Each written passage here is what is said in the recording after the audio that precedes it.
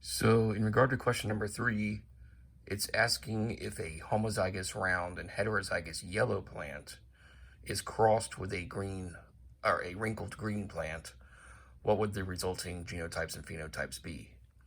Well, from looking at the problem at first, we can see from our key, round is dominant, so you get the capital R, and it doesn't matter if it's another capital R here or lowercase r, the dominant trait's going to take over, so it will be round.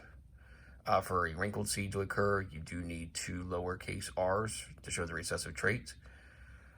Yellow, same sort of thing, since yellow is the dominant color. As long as 1 is present, then the plant will be yellow.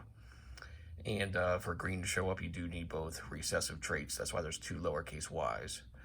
So if we have a homozygous round and heterozygous yellow plant being crossed with a wrinkled green plant, then we know that this wrinkled green plant must have the recessive alleles for both traits.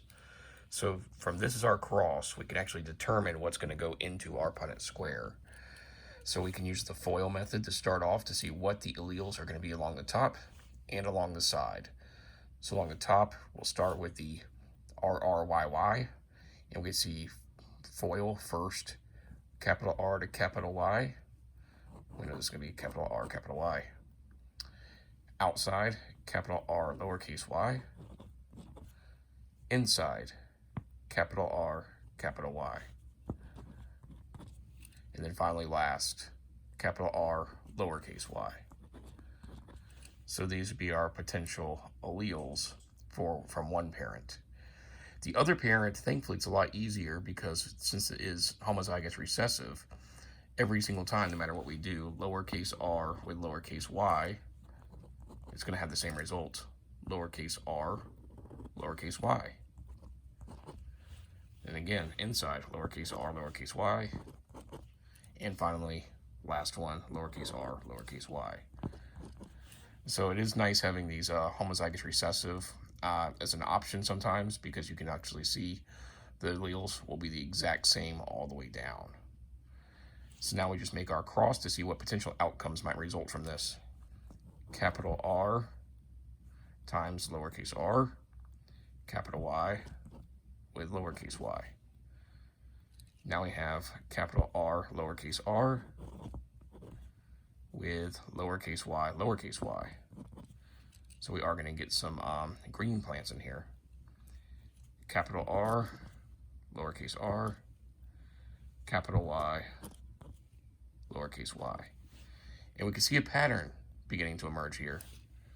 Capital R times lowercase r, lowercase y, lowercase y. You can see going across, we have one instance where we have the capital R, lowercase r, and the capital Y, lowercase y as one of our potentials. You can see it here. You can also see that same thing in this square right here. Or we can have a situation where we have capital R, lowercase y, which you see in this square and in this square. And since these alleles down here along the side are the exact same all the way down, we're going to see these same results over and over. I'll prove that to you right here. Capital R, lowercase r,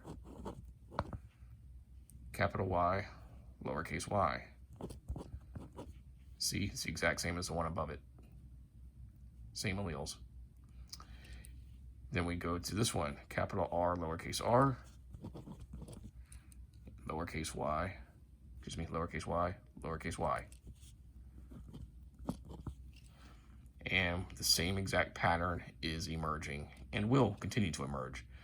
So I'm just going to go ahead and fill it out to save some time here. We already know this is going to be capital R, lowercase r, capital Y, lowercase y, capital R, lowercase r, lowercase y, lowercase y. All right, and we can see y. There's the lowercase y on here being multiplied with this lowercase y right here. And so we get 2 lowercase y's. Right, so this pattern is going to keep holding throughout the rest of the Punnett square. So I'm just going to fill it in.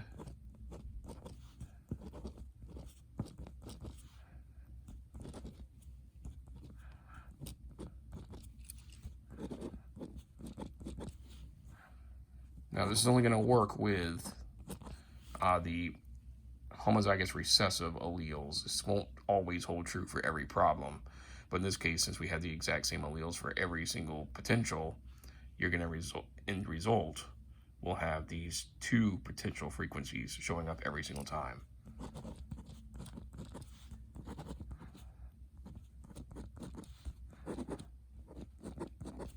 All right, so our Punnett square is done. And from there, we can actually determine the potential genotypes and phenotypes. So the genotypes, we only have two different varieties. Remember, it kept changing from one to the other. We have one case with capital R, lowercase r, capital Y, lowercase y.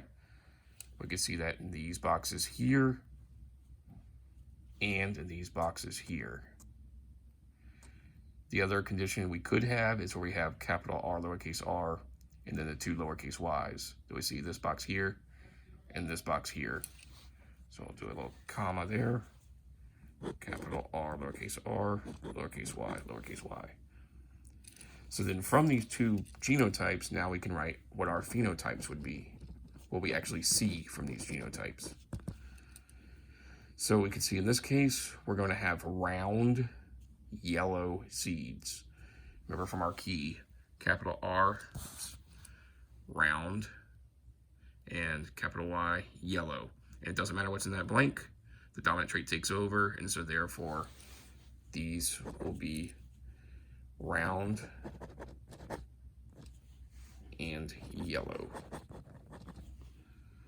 On the other hand, we still have a dominant trait, so these are also going to be round, but they are not going to be yellow because they got two recessive traits. So they're going to be round and green. Okay, so 50% of the time, we end up with round yellow seeds. The other 50%, we end up with round green seeds. In no case can we have wrinkled seeds, though. That's not a possibility.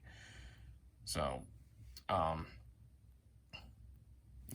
yeah, exactly. Just double checking that. Make sure I have that right. Yep. Okay. So that's really how you do these.